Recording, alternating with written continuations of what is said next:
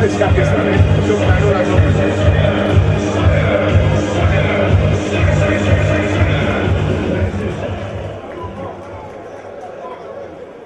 Αφού το τρόπαιο τοποθετήθηκε στον βάθρο του και η ΑΕΛ 20 χρόνια μετά την κατάκτηση του πρωταθλήματος επιμένει, η ΠΑΕ 1964 και ο πρόεδρος της Κώστας Πιλαδάκης έχουν τη χαρά και την τιμή να καλέσουν μπροστά στο τρόπαιο του πρωταθλήματος Ελλάδος του 1988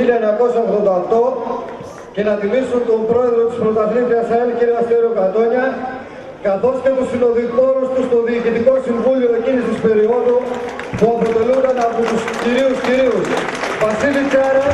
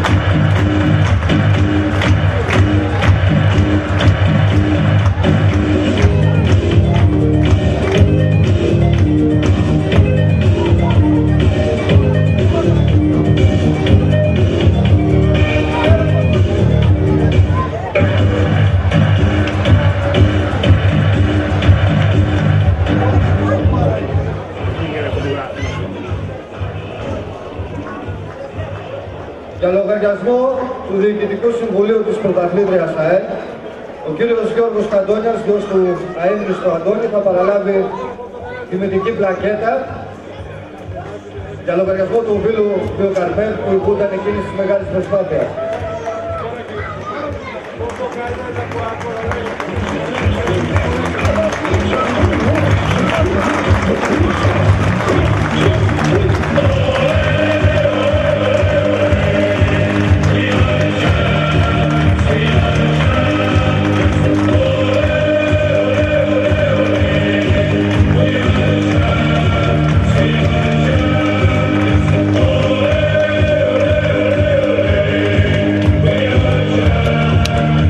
Ακολουθούν ο δεύτερος αντιπρόεδρος της ΠΑΕ περίοδου 1987-88, Λάζαρος Παμπέρης.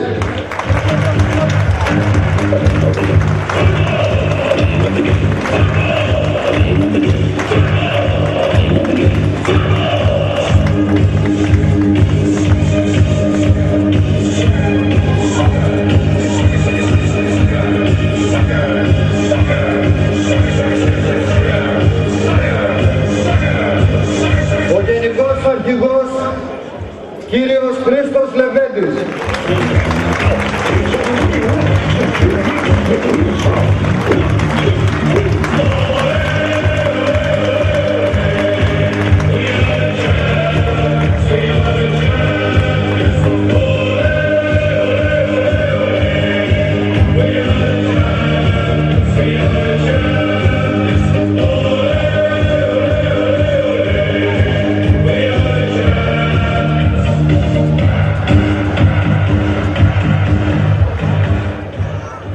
Ο κύριος Γιώργος Αγρής, επί των οικονομικών ταμείων στο Διοικητικό Συμβούλιο της περίοδου 1987-88.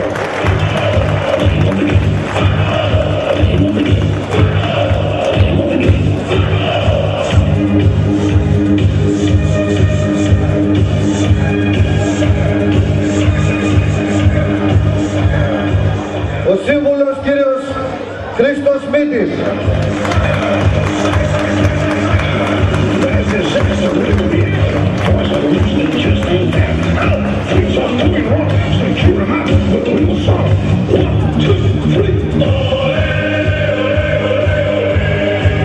Ο επίσης σύμβουλος κύριος Βασίλης Παπαστεργίου.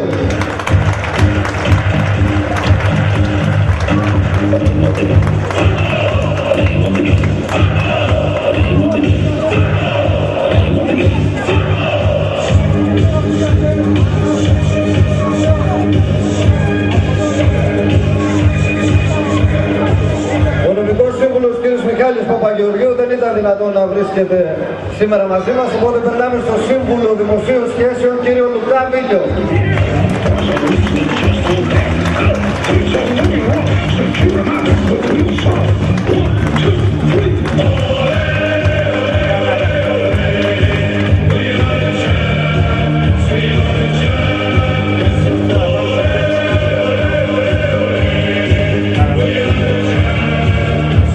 Δυστυχώς ανάμεσά μας δεν είναι δυνατόν να βρίσκεται ο έφορος εκείνης της περίοδου και άλλων περιόδων, Βασίλης Γάτσος. Καλούμε την κόρη του Άννα.